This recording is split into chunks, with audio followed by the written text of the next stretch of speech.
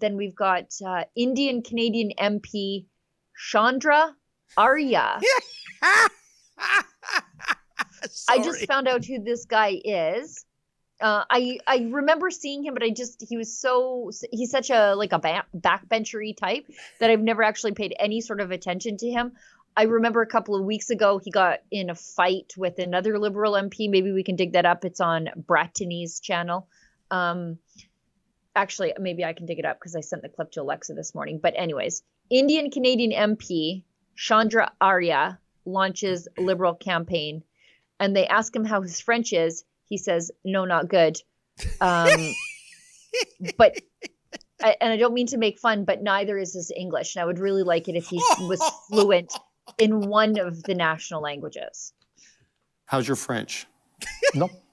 No French? No French. Okay, the Liberal Party of Canada is the party of official bilingualism. It's going to be a tough one. I don't speak French either, so The point is that whether the Quebecers or English Canadians, it's not the language that matters, it's what is that they deliver to them. But the language matters very much in Quebec. No.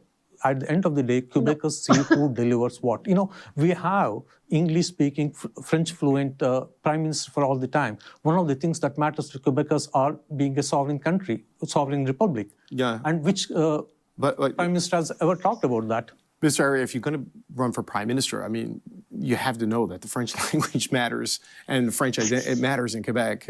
Trust me. Profoundly. Trust me. At the end of the day, for French Canadians and English Canadians, the matters most is that how the children and grandchildren are going to prosper in this country. That is the thing that matters. Okay, we'll leave it there. We'll see what happens when the rules come out. But Chandra, how's your French?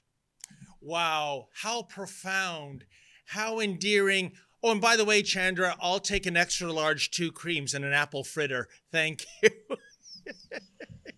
Let's show these 2 Liberal MPs. I put it in the chat there, Olivia. Brittany, it's from Brett Worlds on X. It's from the House of Commons. This is where I first learned of Arya Chandra. But again, just 2 Liberal MPs fighting in the House of Commons was of consequence to me. I never paid attention to anybody's names. So Arya Chandra was allowed to vote freely, but Suk Dhaliwal is intimidating him outside of the House.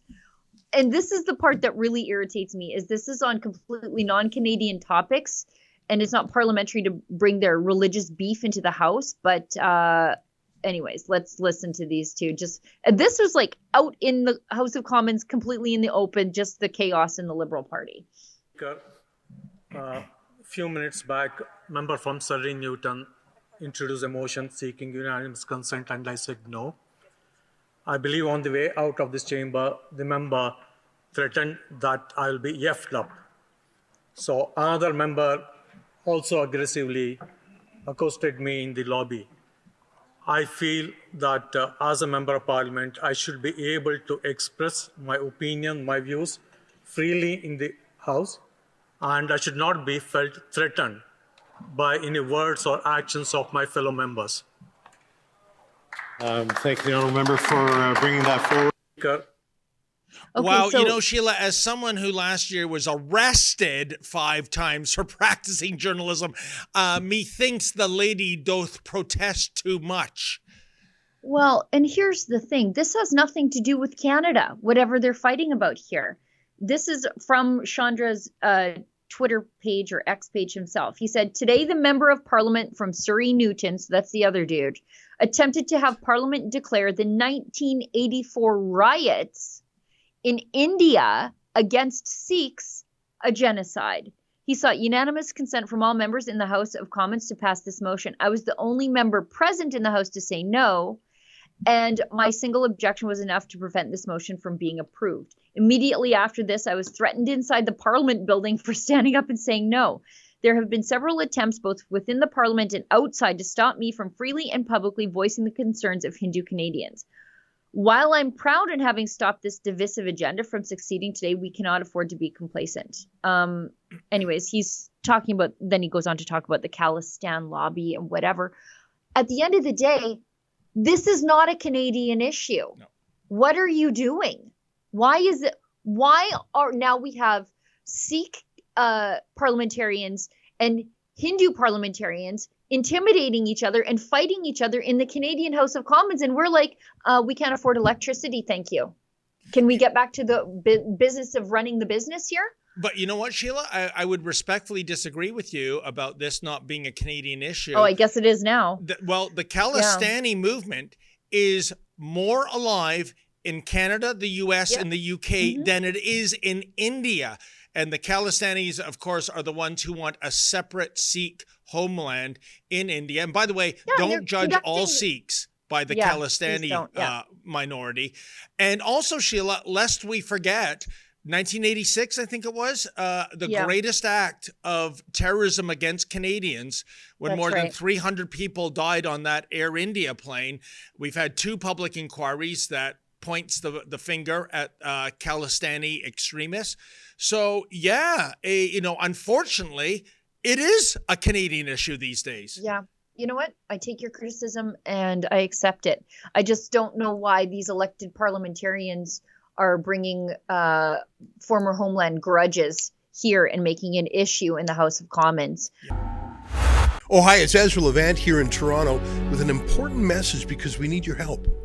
Independent journalism in Canada is under attack. Government censors, big tech deplatformers, and the dying legacy media are all working together to maintain exclusive control on the information you receive.